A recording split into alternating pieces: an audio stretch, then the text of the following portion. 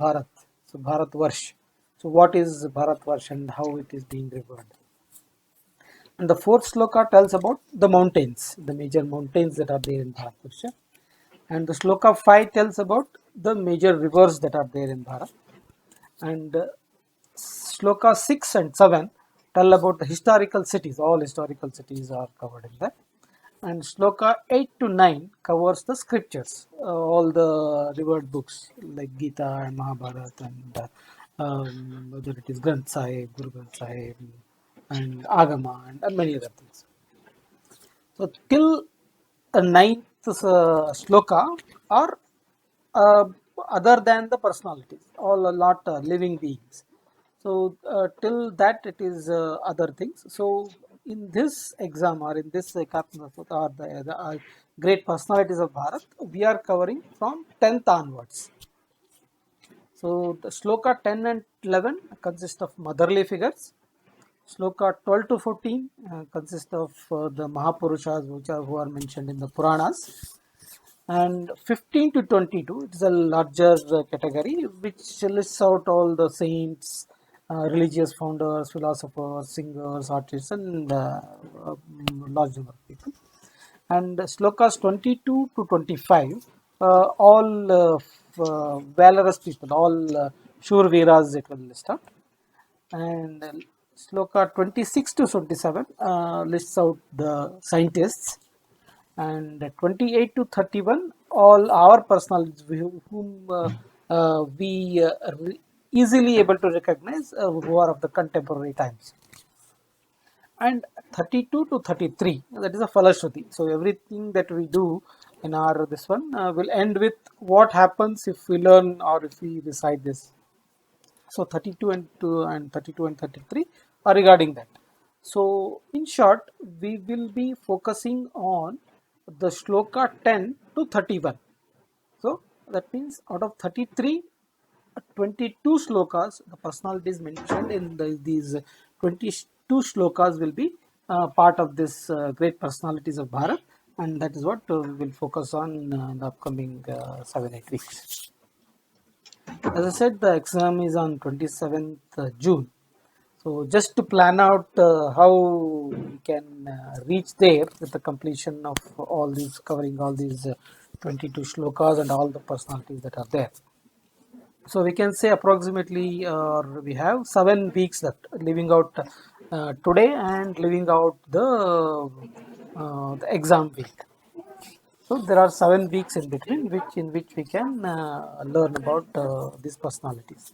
As I said, we have 22 shlokas, and the number of personalities who are covered in this are 146. That is 146. So on an approximately, we have to learn around 20, 21 personalities in every week. So don't worry, this is a big number. So we will share it. We will learn together. So we will take each one of can take one or two and focus more on it, and and that learning and can be shared in the next upcoming weeks to each other, so that as a together we will be able to learn easily and quickly without much of a struggle. Okay. So if you have to cover this 20, 21 personalities in every week, maybe we can dedicate it around 2 minutes for each personality. Then it will be covered. We'll be able to easily cover and more discuss on whichever there are queries are there and kind of thing. So we can focus more on those. So approximately we can focus 2 minutes for each personality, so that it will cover all the personalities that are planned.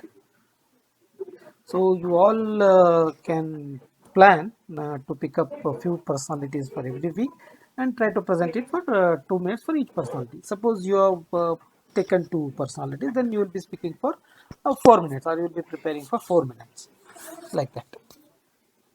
By the time we complete this exam, so we should be able to we should be able to tell the Ekatma Stotra maybe by heart, or by recognize quickly in which verse that person is mentioned, and what is the speciality of that person and why he is famous and a great personality. Okay, so this Ekadanta Stotra is considered to be recited in the morning, so that it is called pratasmaran. So whatever that is good to start the day with is called pratasmaran. It may be some personalities, it may be some gods, anything. Okay, so whichever starting or remembering early in the day will make our day good, those all will be considered as pratasmaran. So generally there is one famous sloka that we tell in the morning. So anyone knows or anyone can tell what is that sloka that we tell first thing in the morning, just getting out of the bed.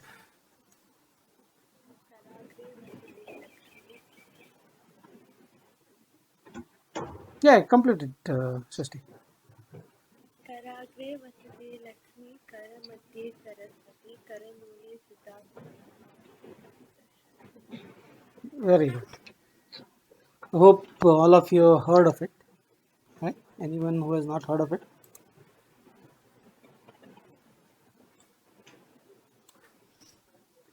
Fine. So I take it as yes. So the first line says Karagre Vasate Lakshmi. Okay. So Kara is your hand or the forehand. Okay. Agra means at the top or the tip. The Lakshmi is goddess of money or prosperity.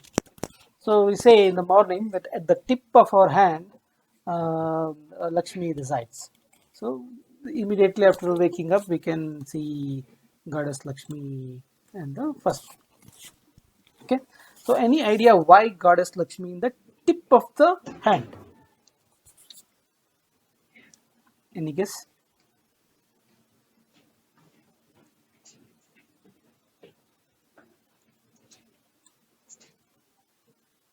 Shraddha, any guess?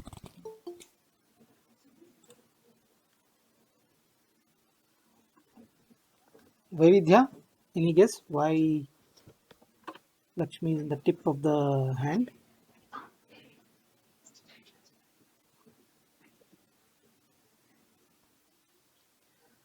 Anyone who wants to tell about that?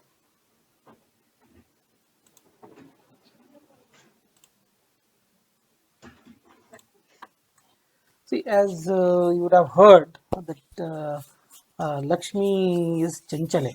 That means moves out very fast. So if you are not uh, worthy of it, you will lose money very fast. Okay, so it is similar to saying if you hold something in your fist or something in your hand, whichever is in the tip, you will lose faster. You will lose first. So to signify that, the Lakshmi is told in the tip of the hand. So you have to be very careful with the money. If you are a little bit careless or little bit or a lesser focused, so you will be losing money very fast. That is why the Karagre Vasate Lakshmi. Lakshmi is the tip. Okay, so I'll just share the screen so that you can see.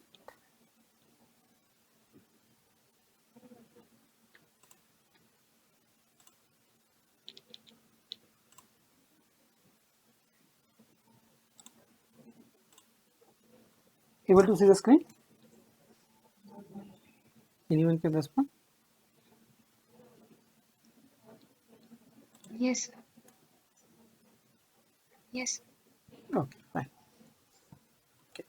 The second line is Karamadhye Saraswati. Can anyone tell in the based on what I explained in the first one?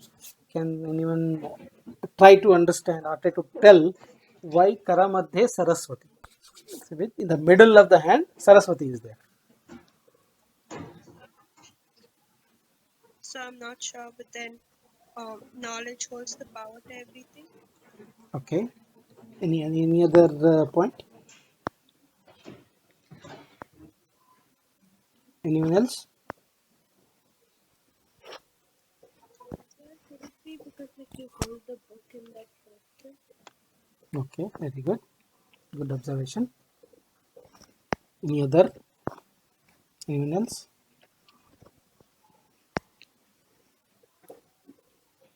Fine. See, Karamadhe Saraswati. So, similarly, as I told, the two views which Sampada and Srishti gave also nice. So, that is one way of looking at it. So, in the context, same I explained for the Karagre Vasate, the same in the same context, if you see, the Karamadhe Saraswati. So, whichever you hold in your middle of the hand, that that will be there, that you will not lose most of the times. Okay. So the say the Vidya that you love, the Saraswati is the goddess of Vidya, the learning. So whichever you learn, that you will not lose so easily. So the money you can earn and lose very fast, but Vidya, it may be hard to learn, hard to get it, but once you get it, you will not lose it. So whether it is you learned the 1 plus 2 is 3, that will stay for long till you are there. Similarly, many things that you learn will stay with you forever.